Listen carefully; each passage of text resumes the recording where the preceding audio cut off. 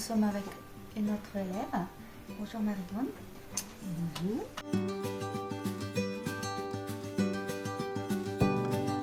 Nous avons fait d'abord un projet par écrit sur une feuille avec une idée du masque, de ce qu'il va devenir.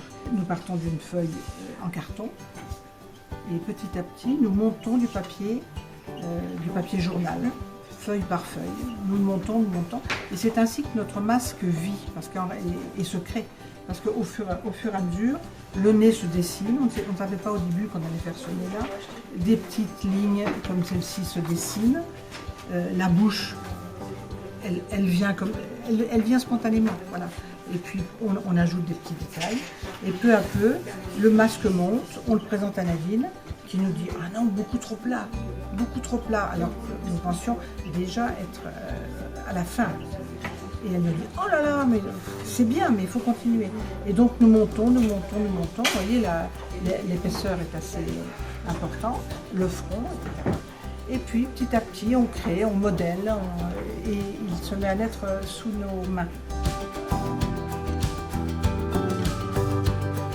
On s'est inspiré de diverses sources, des sources africaines, des sources mexicaines, tout le monde, et selon les couleurs que l'on choisit, le mien est assez lumineux, on va créer des motifs plus ou moins gais, plus ou moins sobres, voilà, comme celui-là. Vous avez bien travaillé chez vous aussi Nous avons beaucoup travaillé chez nous et heureusement que Nadine nous aidait par petite conférence, visioconférence. Régulièrement, on lui montrait, montre-moi ça sous ce signe-là, sous cet angle-là, sous un autre.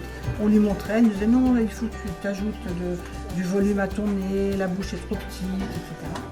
Et puis arrive le moment fatidique où on peut le peindre entièrement en blanc.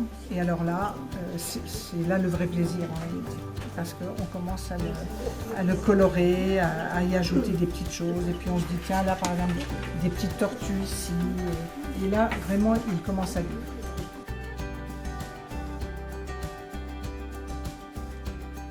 Nous en sommes vraiment heureux. D'ailleurs, la plupart d'entre nous l'ont accroché dans leur salon.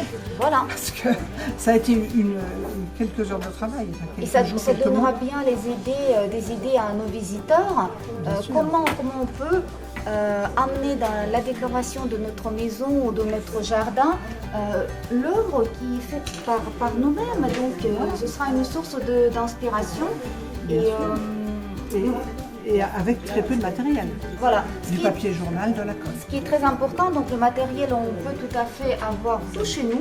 Ce n'est pas compliqué d'avoir et surtout, il faut le faire. Et donc voilà, l'inspiration est là. Oui, alors il faut bien dire qu'on ne peut pas faire ça seul. Nous avons été extrêmement conseillés par Nadine Morel. Et heureusement qu'elle était là pour nous guider, pour ne pas que nous fassions des erreurs. Ça, c'était très important. C'est comme ça qu'on voit que l'association comme la Sardine éblouie apporte beaucoup.